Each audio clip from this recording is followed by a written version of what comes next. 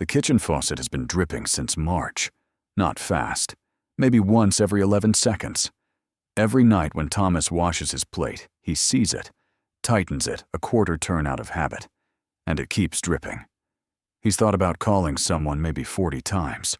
The part costs about $6. It's now August. Here's what I want you to notice, and it isn't the faucet. It's that Thomas doesn't hear it anymore. His wife stopped mentioning it in May. The sound is still in the room, still hitting the sink every 11 seconds, and his brain has classified it as furniture. That process, the one where something wrong becomes background, is running on almost everything in your life right now. And it's the reason your circumstances look the way they do. Not your goals, not your ambition, your tolerance. I'm going to show you exactly how that machinery works, and at the end, I'll give you the part that actually breaks it, because you won't be able to use it until you've seen the rest. Let's start by killing a comfortable idea. You do not get what you want. You get what you're willing to live with. Wanting is free. Wanting costs nothing and requires nothing, and everyone does it constantly. You want a stronger body, more money, a better marriage, work that means something. So does the man sitting next to you on the train. So does almost every person you've ever met. Wanting is not a differentiator, and it never has been. What actually determines the shape of a life is the opposite thing, the line past which you refuse to go. The point where something becomes intolerable and you move. Thomas is 36, works in project management, and is good at it. When a deadline slips at work, he escalates it in an hour. He does not tolerate a delayed vendor. He does not tolerate a sloppy handover. His standards there are precise and enforced, which is exactly why he's been promoted twice. And then he goes home to a faucet he's ignored for 5 months, a garage he can't park in, a friendship he hasn't maintained since 2022, and a body he keeps meaning to do something about. Same man, 2 completely different standard sets, and the difference between them isn't discipline. It's whether someone else is watching. There's a mechanism underneath this that psychologists call habituation, and it's not a flaw. It's a survival feature. Your nervous system is built to stop responding to a constant stimulus so it can detect a changing one. If you felt your shirt against your skin all day, you'd go insane. So the brain fades out the constant.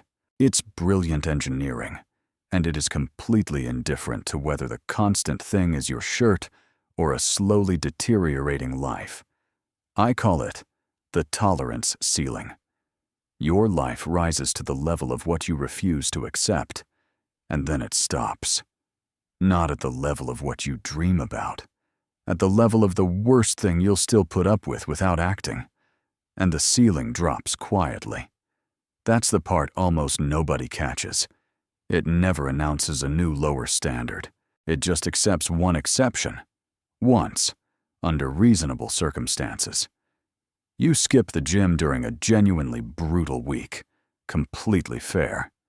But the following week isn't brutal, and you skip anyway, because a new baseline was set without a vote. Nobody lowered your standard. You just didn't re-raise it. And a standard that isn't actively re-raised has only one direction to go. If you're sitting with that right now, recognizing the pattern, but having no idea what to actually do at 7 tomorrow morning, that gap is exactly where most people stay forever. Not from lack of insight, from lack of a system. That's why I built the Untamed Mind protocol. The daily performance dashboard is the piece that matters most here, because it does one thing. Habituation can't survive. It makes the standard visible again. Opens in your browser, no login, no subscription, works offline. Daily intention, 3 priorities, a focus timer, evening reflection. 7 days of history you can actually see. When the drift is on a screen in front of you, it stops being furniture. The ebook, The Mind That Executes, Maps the 4 sabotage patterns that run before you consciously notice them. You've watched 2 of them operate in this video already. And the reprogramming audio, 18 to 22 minutes, works on the layer underneath all of it, where the standard gets set before you're even awake enough to argue. That's where the sentence lives. I am the kind of person who executes. 3 tools.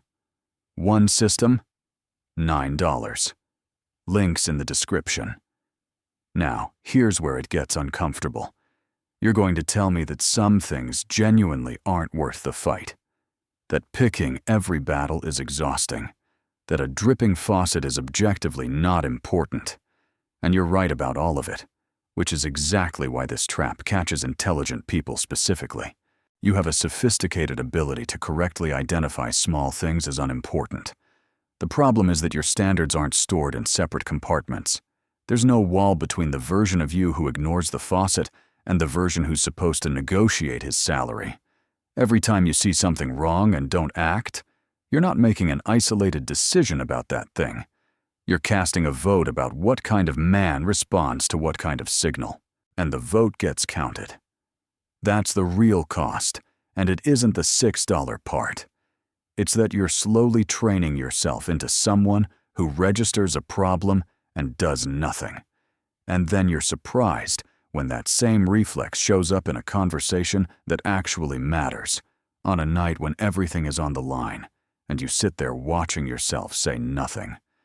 Thomas fixed the faucet on a Saturday.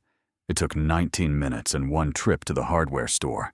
He told me it felt disproportionate, that a small, stupid task produced a feeling far bigger than it should have. It isn't disproportionate. Something got corrected that had nothing to do with plumbing. That night, he cleared 1 shelf in the garage.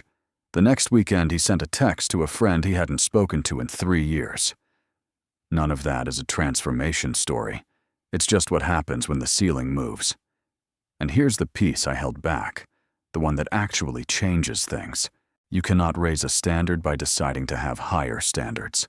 That's an abstraction, and abstractions don't survive Tuesday. Standards only move through enforcement, through the specific, unglamorous act of fixing one visible thing you've been walking past. You don't build the identity and then act from it.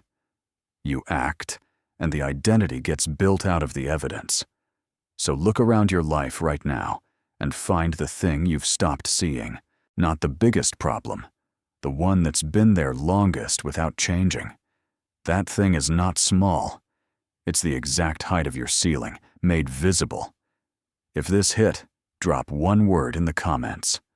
Drip. I want to know how many of you just heard your kitchen for the first time in months. The Untamed Mind community isn't built from men with perfect discipline. It's built from men who stopped walking past things. You made it to the end, which tells me something. Most people close a video like this right around the point where it starts costing them something. So plainly, the ebook shows you why the drift happens beneath your awareness. The dashboard makes it visible enough that you can't habituate to it, and the audio works on the layer where your standard is set before you're awake enough to defend it. $9. Lifetime access. Links in the description. Every problem you can hear and no longer notice is a measurement of exactly who you've agreed to be.